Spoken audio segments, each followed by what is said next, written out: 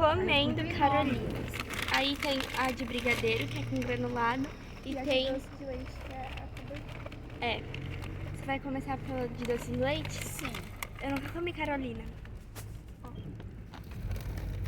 Vamos lá. Você quer dois da tarde, um pouquinho? A Júlia não é vergonhosa, né?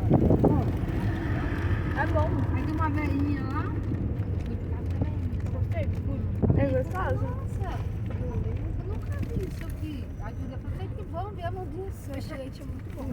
Deu certo. O de brigadeiro também. É uma delícia. Vocês estão com essa daí tem uma pressa.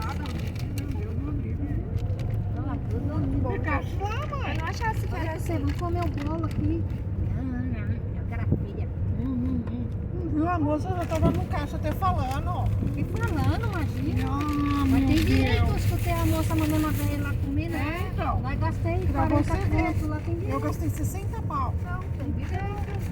Jogou o negócio e ficou falando com o cara. Ah, vocês não comeram hoje? Ah, ninguém comeu hoje. Eu ia olhar pra cara dela e falar, tá aqui pra quê? Muito bom. Os freguês comer. Então você cala a boca aí.